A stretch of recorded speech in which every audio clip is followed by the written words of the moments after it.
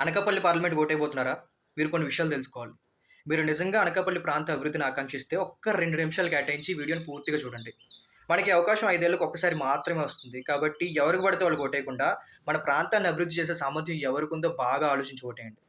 Anakapalli parliamentary సెగ్మెంట్‌లో మనకి 2 options ఉన్నాయి. ఒకటి వైఎస్ఆర్‌సీపీ పార్టీ నుంచి బూడి ముత్యాల నాయుడు గారు. ఇంకొకటి టీడీపీ, జనసేన, బీజేపీ కూటమి అభ్యర్థిగా సీఎం రమేష్ గారు. ఒకవైపు 4 సార్లు 10థ్ క్లాస్ ఫెయిల్ అయిన బూడి ముత్యాల నాయుడు గారు. ఇంకొక వైపు 4 భాషల్లో అనర్గళంగా మాట్లాడగలిగే సీఎం రమేష్ గారు. ఒకవైపు మాడుగుల ఎమ్మెల్యేగా గెలిచి సీఎం జగన్ గారి అపాయింట్‌మెంట్ కూడా సాధించే సామర్థ్యం లేని బూడి ముత్యాల నాయుడు గారు.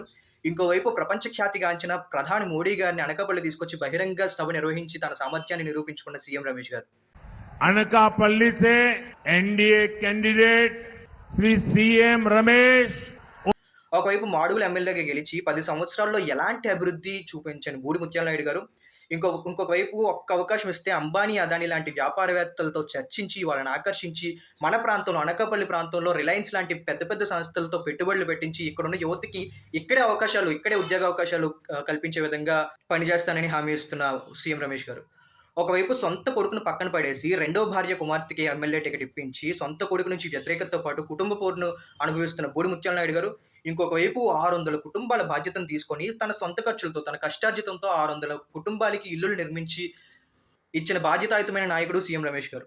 ఒకవైపు సొంత నియోజకవర్గంలో సగం మందికి తన పేరు కూడా తెలియని బూడి ముత్యాల నాయుడు గారు.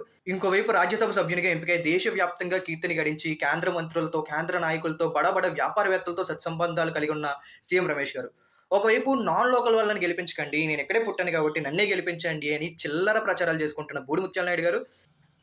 ఒకవైపు అనకాపల్లి ప్రాంతవాసులు చూపిస్తున్న ఆదరణతో నేను ఇక్కడే ఉంటాను, గెలిచినా ఓడినా మీరు ఆశీర్వదించినా ఆశీర్వదించకపోయినా నేను ఇక్కడే ఉంటాను, ఇక్కడే ఇల్లు కట్టుకుంటాను. ప్రతి నియోజకవర్గంలో 7 అనకాపల్లి పార్లమెంట్లో ఉన్న 7 నియోజకవర్గాల్లో కూడా కార్యాలయాలు నిర్మించి ప్రజలందరికీ కూడా అందుబాటులో ఉంటానని హామీ ఇస్తున్న సీఎం రమేష్ గారు. ఈ 2 ఆప్షన్స్‌లో మన ప్రాంతాన్ని అభివృద్ధి చేసే సామర్థ్యం, చిత్తశుద్ధి ఎవరికుందని మీకు అనిపిస్తుందో వాళ్ళకే ఆలోచించి బాగా ఓటేయండి. నా వంతు బాధ్యతగా నేను నా అనకాపల్లి ప్రాంత అభివృద్ధిని ఆకాంక్షిస్తూ సీఎం రమేష్ గారికి ఓటైపోతున్నాను. ఎందుకంటే ఆయన ఇక్కడి నుంచి గెలిస్తే ఒక కేంద్ర మంత్రి కాబోతున్నారు. అంటే అనకాపల్లి పార్లమెంట్ అనేది ఒక కేంద్ర మంత్రి యొక్క సొంత నియోజకవర్గం కాబోతుంది. ఆయన రాజ్యసభ సభ్యుడిగా ఉన్నప్పుడు ఆయన సామర్థ్యం ఏంటి, ఆయన పనితీరు ఏంటి అనేది దేశం మొత్తం చూస్తుంది. దేశవ్యాప్తంగా ఆయన చాలా సంస్కరణల్లో ఆయన ముఖ్య పాత్ర పోషించారు. అనకాపల్లిలో పుట్టి తల్లిదండ్రులను వదిలేసి, బంధుమిత్రులను వదిలేసి ఎక్కడో పక్క రాష్ట్రాలకు వెళ్ళిపోయి అక్కడ ఉద్యోగం చేసుకుంటూ 5,000 ఖర్చు పెట్టుకొని 24 గంటలు ప్రయాణం చేసి ఇంటికొచ్చి తల్లిదండ్రులు చూడాల్సిన దుస్థితి మన యువకులకు పోవాలి అంటే మనందరం కూడా బాగా ఆలోచించి ఓటేయాలి. ఈ అవకాశం 5 సంవత్సరాలకు ఒక్కసారి మాత్రమే వస్తుంది. మళ్ళీ చెప్తున్నాను. చాలా జాగ్రత్తగా ఆలోచించి ఓటేయండి.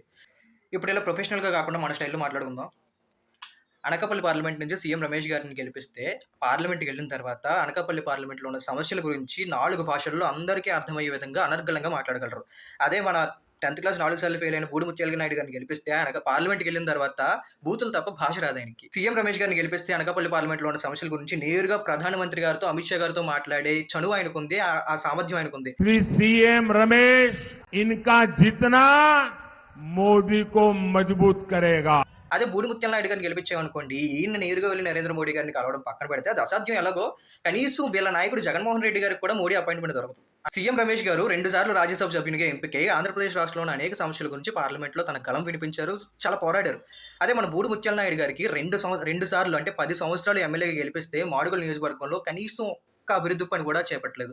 మాడుగులు వెళ్లి ఒకసారి రోడ్లు చూస్తే బూడి ముత్యాల నాయుడు గారి సామర్థ్యం ఏంటి, ఆయన చేసిన అభివృద్ధి ఏంటి అనేది మన కళ్ళకి కట్టినట్టు కనిపిస్తుంది. మనం బూడి ముత్యాల నాయుడు గారిని గెలిపించినా కూడా ఈ వైసీపీ పార్టీ యొక్క అందరు ఎంపీలు నేరుగా వెళ్లి మళ్ళీ బీజేపీకే మద్దతిస్తారు. అదేదో డైరెక్ట్‌గా కూటమి అభ్యర్థి బీజేపీ నుంచి పోటీ చేస్తున్నటువంటి సీఎం రమేష్ గారికి మనం ఓటేసి గెలిపిస్తే మన పార్టీ క్యాండిడేట్ అనే ఉద్దేశంతో బీజేపీ మన కేంద్ర ప్రభుత్వంలో ఎలాగో బీజేపీ ఉంటది కాబట్టి బీజేపీ వాళ్ళు మన పార్టీ అభ్యర్థి అనే ఉద్దేశంతో మన పార్లమెంట్‌కి నిధులు మంజూరు చేస్తారు. మన పార్లమెంట్‌లో అభివృద్ధి పనులు ఎక్కువగా జరిగే అవకాశం ఉంటది. కాబట్టి ఒకసారి అందరూ కూడా ఆలోచించి తమ అమూల్యమైన ఓటుని బ్యాలెట్ నంబర్ 3 మీద వేసి అనకాపల్లి ప్రాంత అభివృద్ధిని చేసే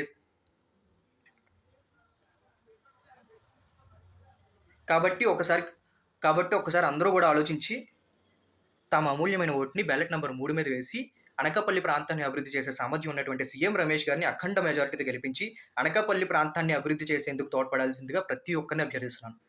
జై హింద్.